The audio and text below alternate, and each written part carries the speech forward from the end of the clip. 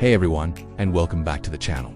Today we're re-diving deep into a topic that has been gaining a lot of attention in the health and wellness community: peptides. Specifically, we're going to talk about one peptide that is often called the Wolverine peptide for its reported healing properties. That's right, we're talking about BPC 157 now. Before we jump in, a quick but very important disclaimer. I am not a medical professional, and this video is for informational purposes only. It is not medical advice.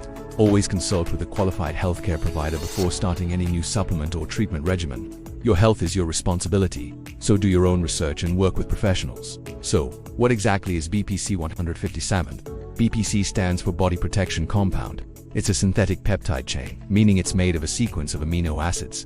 What's fascinating is that it's derived from a protein found in human gastric juice. For years, scientists have been studying its potential effects, particularly its regenerative capabilities. The research initially focused on its role in protecting the gut, which makes sense given its origin. But as studies progressed, it became clear that its influence might extend far beyond the digestive system. It's been explored for its potential to help with tendon-to-bone healing, ligament damage, muscle sprains and tears, and even skin burns. The list of research areas is quite extensive, which is why it's generated so much excitement. Now, let's talk about the big question.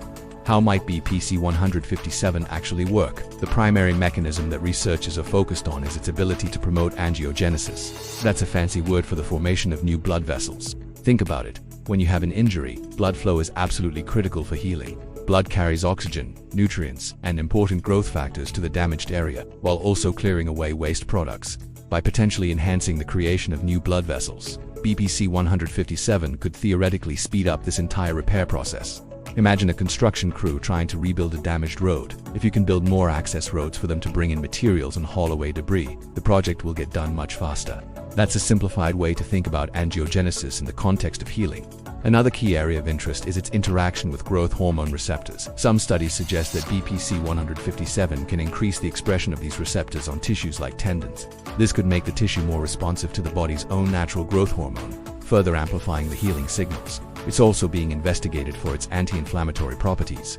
Inflammation is a natural and necessary part of the healing process, but when it becomes chronic or excessive, it can actually hinder recovery and cause more damage.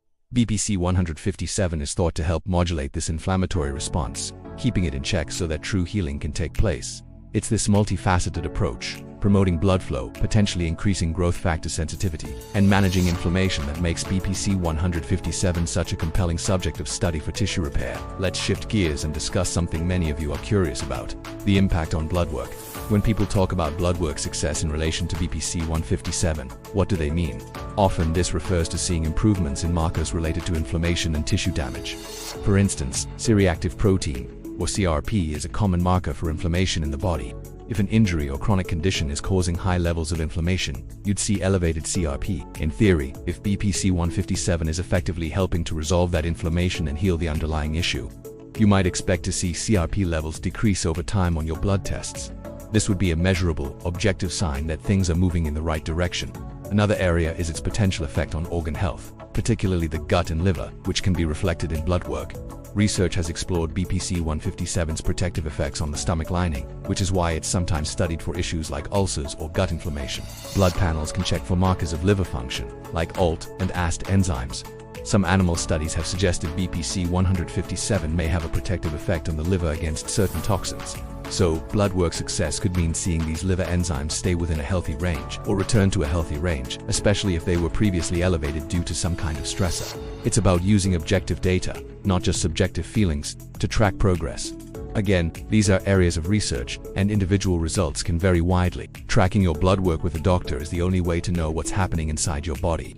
Now, let's talk about the practical side of things. How is BPC 157 typically used in research settings? It's most commonly administered via subcutaneous injection, which means just under the skin, usually near the site of the injury.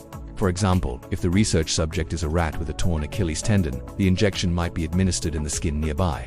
The idea is to deliver the peptide as close to the target area as possible. There are also oral forms available. The oral versions are often studied for their systemic and gut-related benefits. Since the peptide is stable in human gastric juice, the debate between injectable versus oral often comes down to the specific goal. For targeted localized tissue repair like a tendon or ligament, injections are often favored in studies. For more systemic issues or gut health, the oral route is explored. The dosages used in studies vary significantly depending on the animal model, the type of injury, and the intended outcome. It's as crucial to understand that there is no universally agreed upon human dose because it is not an FDA-approved medication. It exists in a gray area, primarily available for research purposes. This is one of the most important things to remember. When you see products sold online, they are typically labeled for research purposes only, not for human consumption. This is a critical legal and safety distinction. The quality, purity, and concentration of these products can vary wildly from one source to another, which introduces a significant level of risk. Without third-party testing and regulation, you never truly know what you're getting. So, what are the potential risks and side effects? Because BPC 157 is not an approved drug, we don't have large-scale, long-term human clinical trials that you'd see for a pharmaceutical medication. Most of the data comes from animal studies and anecdotal reports from the user community. Reported side effects are generally mild and often related to the injection itself, like temporary redness, itching, or soreness at the injection site. Some people report experiencing fatigue or changes in energy levels when they first start. However, the biggest unknown is the long-term effects.